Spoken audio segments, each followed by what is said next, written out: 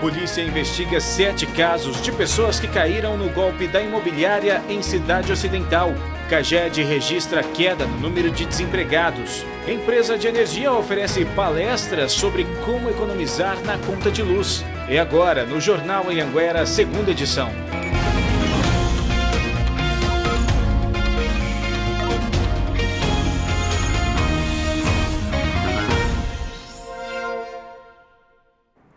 Olá, boa noite. A polícia descobriu como uma mulher suspeita de aplicar golpes de vendas de imóveis age em Cidade Ocidental. Veja na reportagem de Camila Castro e Lourenço Oliveira. O delegado responsável pelo caso conseguiu identificar como a suspeita de aplicar o golpe da venda de imóveis agia. Com alguns ela solicitava dinheiro para que pagasse supostamente tributos, para outros ela vendia casas que não lhe pertenciam, casas que tinham inclusive ônus reais aí de ações de despejo, né? Se aproveitando talvez até da falta de conhecimento de algumas pessoas. O caso já está sendo investigado pela Polícia Civil e até agora pelo menos 7 pessoas procuraram a delegacia de Cidade Ocidental, todas dizendo que foram vítimas do mesmo golpe. Essas pessoas já foram ouvidas e, segundo o delegado, o inquérito deve ser concluído ainda essa semana. A investigação encontra-se adiantada e, posteriormente, ela também será escutada e o caso será mandado ao Poder Judiciário. Cleide Silva, dona da imobiliária, recebeu a nossa equipe de reportagem em seu escritório. Mas ela só quis falar sobre um dos casos, o do seu Jonas Evangelista e da dona Maria das Graças de Souza Nascimento. Nós mostramos que os dois correm o risco de perderem a casa onde estão, porque o imóvel foi leiloado. Cleide Silva afirma que a troca da casa deles foi feita dentro da lei. A documentação está toda aqui para quem quiser ver. O imóvel foi legal, não teve nada, está tudo aqui. Toda a documentação, procuração pública, contrato, obrigação de quem tinha que fazer o quê. Está tudo aqui exposto. Quando perguntamos sobre as outras denúncias, a empresária não quis responder. Eu não posso dizer nada, eu tenho que verificar. Eu sei desse caso aqui, eu estou com esse caso aqui para a gente cuidar. Nós estamos aqui com a investigação apurando diversos crimes, dentre eles esses estelionatos, falsificação de documento público, né? Além de falsidade ideológica e outros crimes que porventura possam estar conexos a este, né?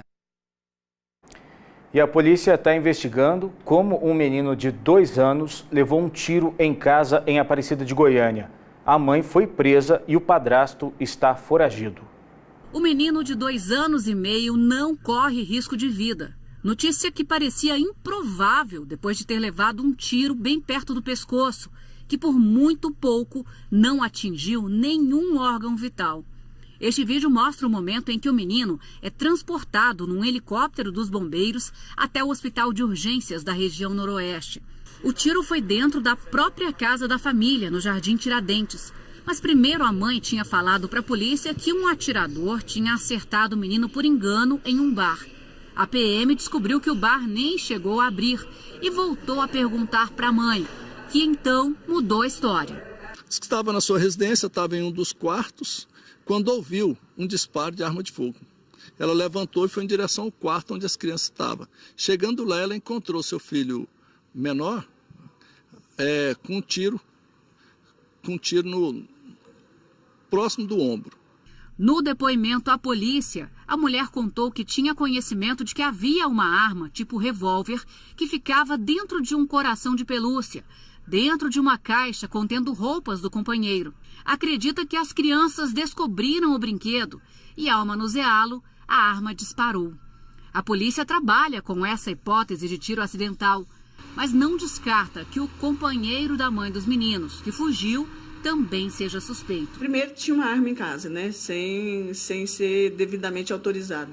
E segundo, deixar essa arma dentro de um bichinho de pelúcia, né? Que chama atenção naturalmente. Isso é feito para criança, né? Lógico que ela vai ser atraída por aquele brinquedo. A pelúcia e a arma ainda não foram localizados, mas a principal pergunta é quem atirou. Por isso, o trabalho da perícia vai ser fundamental para esclarecer a trajetória da bala, de que altura foi feito o disparo, se é compatível com uma criança de 5 anos ou com um adulto. E o Ministério da Economia divulgou hoje dados do Cadastro Geral de Empregados e Desempregados, o CAGED. A economia brasileira gerou mais de 170 mil empregos com carteira assinada em fevereiro deste ano. Esse é o melhor resultado de empregos formais em 5 anos. Os números ainda revelam que em fevereiro houve a abertura de vagas em 7 setores da economia. Um deles é o setor de serviços, que gerou mais de 112 mil vagas. Em contraponto, o salário médio de contratação em fevereiro foi de R$ 1.559, uma queda de R$ 67 da média salarial. Veja a seguir, Enel oferece oficina para mulheres que pretendem economizar energia e dinheiro. E veja também a confusão no dia de concurso público para um cargo da Secretaria de Desenvolvimento em Brasília. Agora são 7h24, a gente volta já.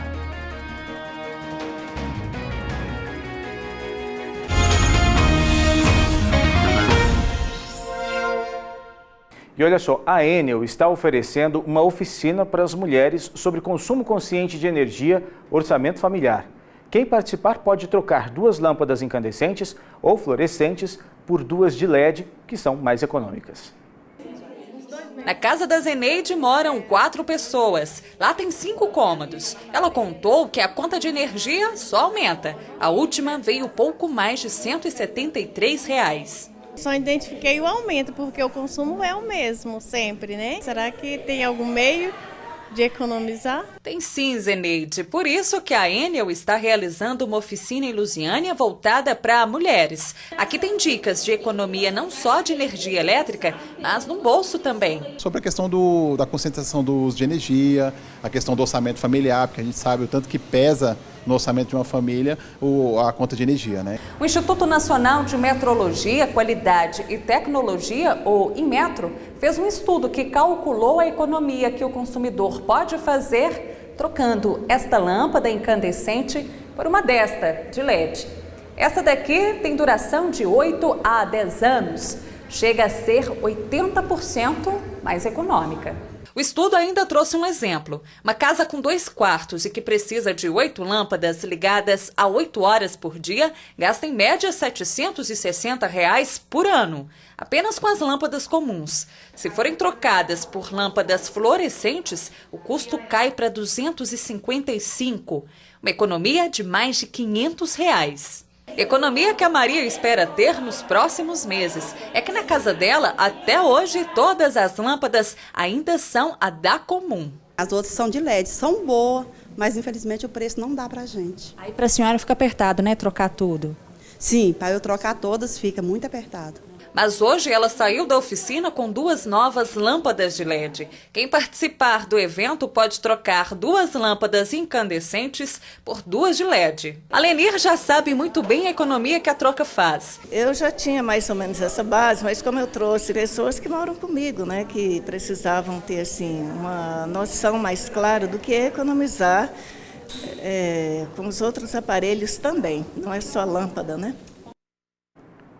E olha só, para fazer a troca das lâmpadas, basta levar no local da oficina um documento com foto, a última conta de energia paga e a lâmpada velha. Amanhã é o último dia dessas oficinas em 2 horários, de 9 às 11 da manhã no Centro de Referência de Assistência Social, que fica no Estrela d'Alva 2, e de 2 às 4 da tarde no Bolsa Família, que fica no setor aeroporto. E ontem teve concurso no Distrito Federal. Eram 1.800 vagas para a Secretaria de Desenvolvimento Social. 54 mil candidatos se inscreveram para a prova, mas foi cancelada depois de uma confusão. Parte dos inscritos não receberam o caderno de questões e as folhas de respostas.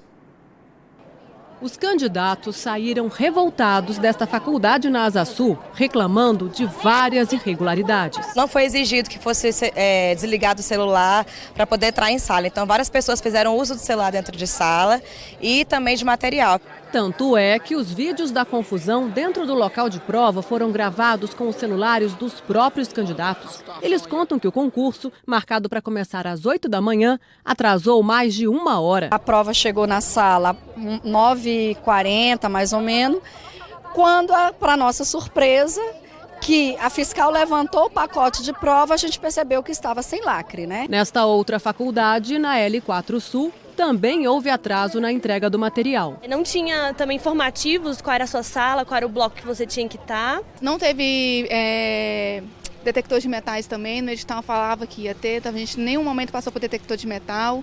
Iam 2 ou mais 3 pessoas no banheiro. O concurso para a Secretaria de Desenvolvimento Social prevê a contratação imediata de 314 candidatos e mais uma formação de cadastro reserva de 1.570 vagas. Para nível superior, o salário é de R$ 3.600. Já para os cargos de nível médio, R$ 2.600. O concurso foi organizado pelo IBRAE, Instituto Brasil de Educação. Por causa de toda essa confusão que ocorreu de manhã, o IBRAE suspendeu as provas que seriam aplicadas no domingo à tarde. Para os cargos de nível superior, educador social, e de nível médio, agente e cuidador social. Em nota, o IBRAE disse que, em razão do atraso ocorrido na distribuição da prova na universidade e do tumulto causado por alguns candidatos, a direção do IBRAE decidiu suspender a prova que seria realizada ontem. Em instantes, Lusiânia empata com o Real e avança para as quartas de final do Candangão. E veja também, voluntários criam um abrigo para cães abandonados no Distrito Federal. Agora são 7h33.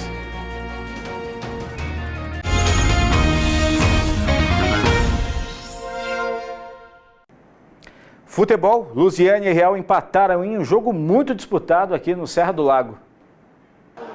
O Azulão abriu o placar com essa jogada aos 11 minutos do primeiro tempo.